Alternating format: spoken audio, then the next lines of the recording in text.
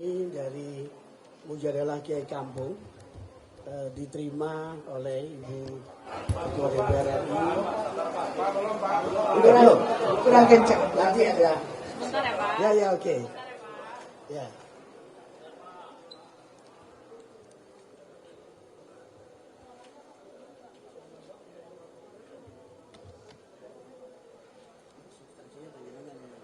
Aku cuma mengantar aja bidangnya. Enggak apa-apa. Sudah. Yang ahlinya tadi menyebutkan apa? Yang khusus bidangmu tadi. Ya, sudah. Terima kasih rekan-rekan pers. Assalamualaikum warahmatullahi wabarakatuh. Selamat sore dan salam sejahtera. Izinkanlah kami menyampaikan sedikit informasi bahwa kami dari Majelis Mujadalah Kiai Kampung baru saja diterima oleh Ibu Ketua DPR RI, Ibu Puan Maharani, dan juga didampingi oleh Bapak Wakil Ketua, Bapak Dr. Hadi Cucun. Yang pertemuan tadi berlangsung dengan gayeng, sangat informal sekali dan terbuka, dan diawali dengan kami diberi kesempatan seluas-luasnya untuk menyampaikan aspirasi, kepentingan, dan juga pandangan-pandangan, masukan yang kami wakili, yaitu konstituen dari para kiai kampung di berbagai daerah di Indonesia. Adapun apa yang jadi materi yang disampaikan, saya persilahkan kepada Ibu Profesor Dr. Siti Zuhro untuk menyampaikan. Bu Siti Zuhro adalah pengurus inti dari Mujadalah Kiai Kampung. Dipersilahkan.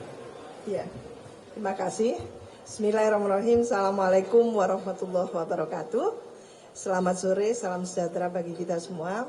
Alhamdulillah kami baru saja Majelis Mujadalah Kiai Kampung yang terdiri dari Kiai dan Nyai bertemu dengan Ibu Ketua DPR RI, Ibu Puan Maharani, dan juga Bapak Wakil Ketua DPR RI, Bapak Cucun. Alhamdulillah kita sudah mendengarkan langsung bagaimana respon yang sudah diberikan oleh DPR RI melalui Ketua DPR RI Ibu Puan tadi itu. Jadi apa yang disampaikan oleh masyarakat itu menurut Ibu Puan sudah disampaikan dan dilaksanakan dalam waktu yang sangat segera, termasuk adalah tidak istilahnya tadi itu, uang untuk kompensasi rumah bagi anggota DPR tidak jadi diberikan, jadi diputus. Dan kunjungan ke luar negeri untuk anggota dewan tidak ada lagi, kecuali mungkin atas nama ketua, mewakili ketua DPR RI itu masih dimungkinkan, tapi yang lain tidak ada lagi. Dan yang paling melegakan adalah DPR tidak boleh elitis lagi, tapi DPR RI yang betul-betul partisipatif, yang mau mendengarkan dan membuka diri untuk terjadinya komunikasi dua arah dengan masyarakat luas.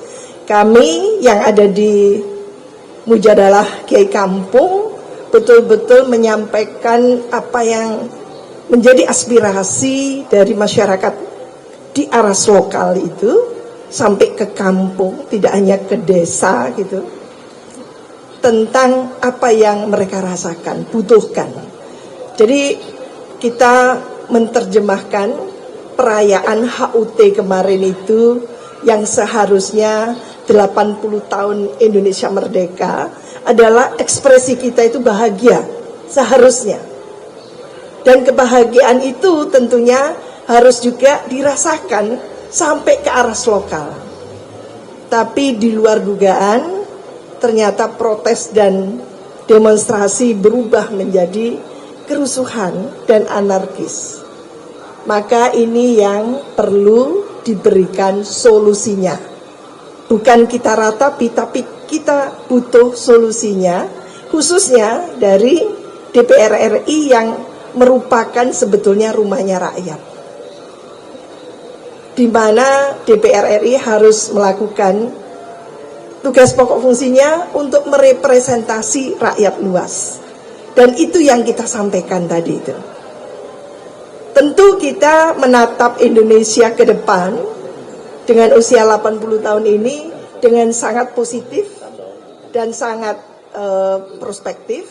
Oleh karena itu, banyak hal yang sangat mendasar termasuk kesenjangan sosial ekonomi masyarakat itu harus ditanggapi secara konkret.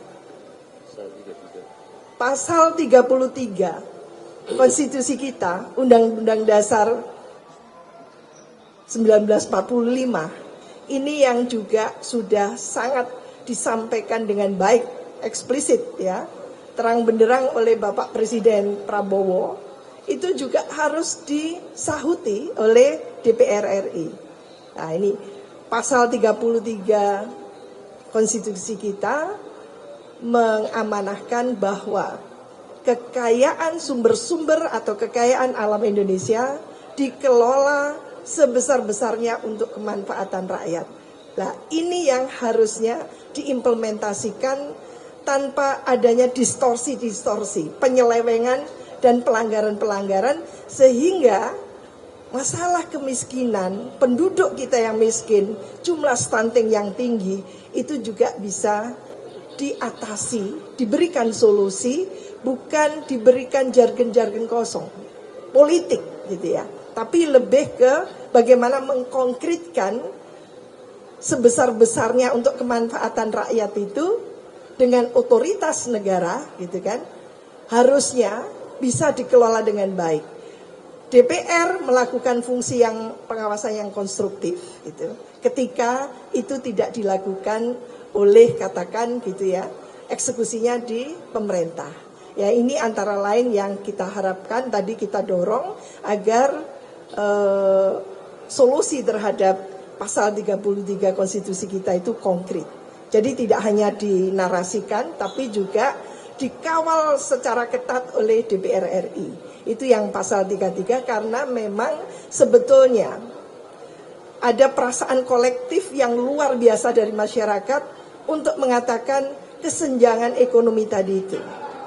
Kesengsaraan rakyat saat ini harus diatasi secara serius. Baik itu oleh cabang kekuasaan eksekutif yang mengeksekusi gitu ya, maupun DPR sebagai lembaga legislatif. Dan demikian juga bagaimana kita memiliki cabang kekuasaan yudikatif gitu ya, supaya memang kita akan merasakan adanya penegakan hukum tadi itu, penegakan keadilan sampai ke aras lokal tadi itu, bahwa kita dukung sepenuhnya Asta Cita ke-6 dari pemerintah saat ini untuk membangun dari desa, membangun dari bawah. Tidak lain tidak bukan untuk memutus mata rantai kemiskinan Indonesia dan bagaimana kita mampu menghapus stunting. Intinya itu sebetulnya Bapak Ibu sekalian, apa yang kita harapkan nanti DPR berfungsi gitu ya, secara efektif, lalu mampu menyampaikan apa yang dia lakukan dalam 1 tahun pertama, dalam 2 tahun pertama itu melalui katakan tidak hanya website, tapi ada PPID saya katakan. Jadi PPID yang ada di DPR RI ini harus fungsional untuk melakukan komunikasi politik yang bagus dengan masyarakat. Hanya masyarakat yang demokratis yang terakses dengan sangat bagus dengan informasi-informasi dari lembaga perwakilan. Kita harapkan memang DPR melakukan fungsi representasi tadi itu perwakilan dengan sangat efektif. Kali ini kita tidak boleh miss. Civil society, semua media, hand in hand, kampusnya, semua intelektual, profesional, kita semua bahu-membahu untuk menopang, mendukung terwujudnya satu pengawasan yang efektif terhadap pelaksanaan eksekusi yang dari pemerintah maupun pengawasan yang konstruktif yang harusnya dilakukan oleh DPR RI. Mungkin itu. Ya, sedikit saya tambahkan rekan-rekan sekalian, dalam pertemuan yang berlangsung hampir 2 jam itu sudah ada kesepakatan dari pimpinan DPR yang dipimpin oleh Ibu Puan Maharani dengan kami ketika berdialog bahwa DPR sepakat untuk melakukan transformasi, melakukan transformasi. Istilahnya itu beliau koreksi sendiri. Semula kami usulkan itu reformasi dalam konteks komunikasi, kinerja, kontrol dan seterusnya. Beliau bilang jangan reformasi tapi transformasi.